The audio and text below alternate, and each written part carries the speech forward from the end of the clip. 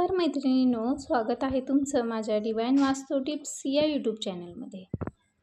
तर काल परवापासून सुरू झालेला अधिक महिना याविषयी संपूर्ण माहिती मी आज तुम्हाला सांगणार आहे।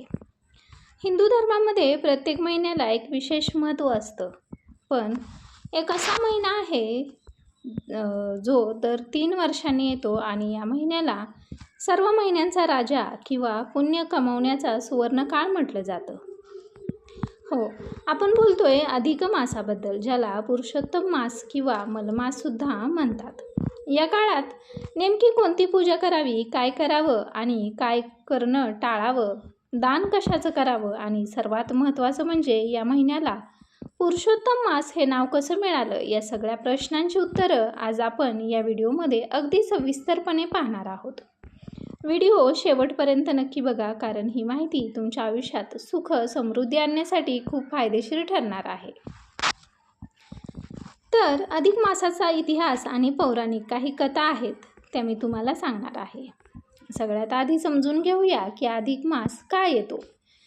यामागे सायंटिफिक वैज्ञानिक आणि ज्योतिषशास्त्रीय दृष्टिकोनातून सूर्यवर्ष 365 दिवसांचे असते आणि चंद्रवर्ष 354 दिवसांचे असते।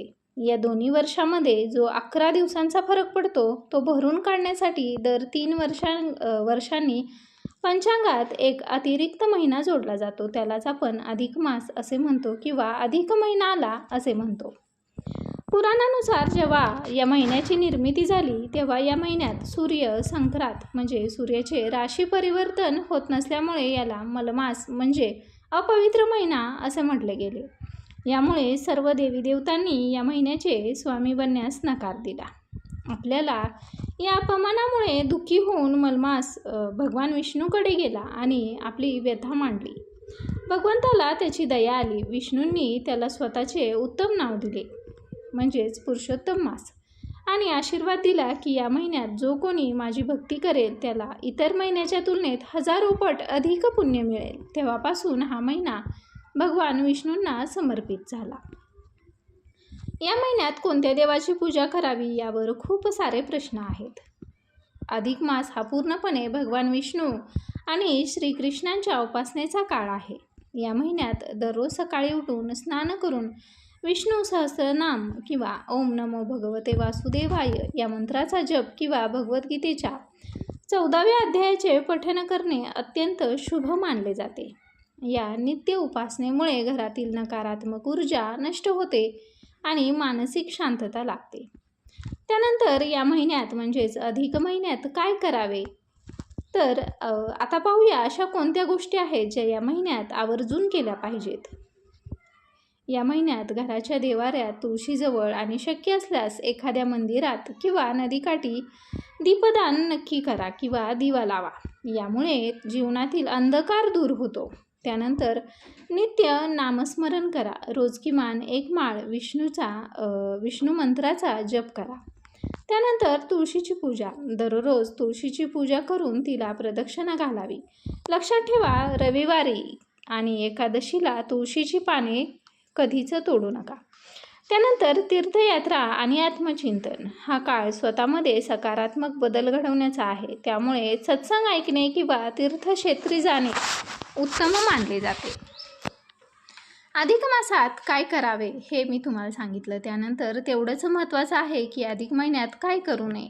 हा महिना आत्मिक शुद्धीसाठी असल्याने भौतिक सुखाशी संबंधित काही गोष्टी या काळात वर्ज्य मानल्या जातात, जसं की मांगलिक कार्य असेल, तामसिक भोजन असेल, वादविवाद, खोटे बोलणे।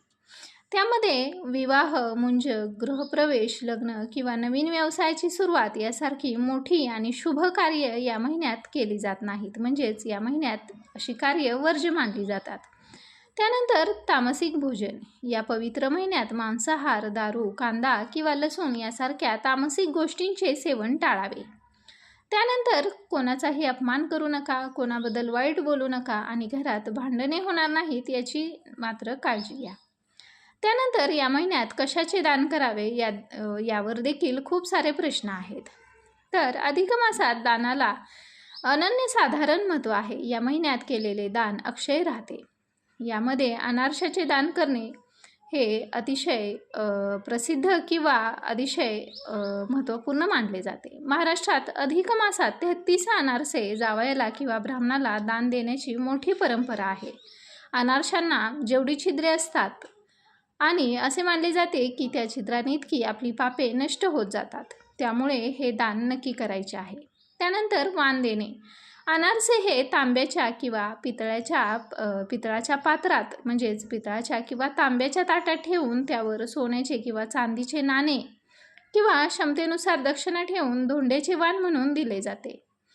आणि त्याबरोबरच काही इतर महत्त्वाचे दान देखील आहे. जर तुम्हाला अनारसे देणे शक्य नसेल तर तुम्ही गरजू व्यक्तींना अन्नदान करा, वस्त्रदान करा, छत्री, चपला किंवा धार्मिक ग्रंथांचे जसं की भगवद्गीता असेल अशा वेगवेगळ्या धार्मिक ग्रंथांचे दान देखील तुम्ही करू शकता. तर अधिक मास हा केवळ नियम पाळण्याचा महिना नाही, तर आपल्या धावपळीच्या आयुष्यातून थोडा वेळ काढून देवाच्या चरणी लीन होण्याचा आणि पुण्य कमावण्याचा एक सुंदर योग आहे. तुम्ही या महिन्यात कोणती सेवा करणार आहात आम्हाला कमेंट करून नक्की सांगा. हा व्हिडिओ आवडला असेल तर माहितीपूर्ण वाटला असेल तर व्हिडिओला लाईक करा, तुमच्या मित्रपरिवारासोबत शेअर करा आणि अशाच आध्यात्मिक आणि सांस्कृतिक माहितीसाठी आपल्या चॅनलला सबस्क्राईब करायला विसरू नका.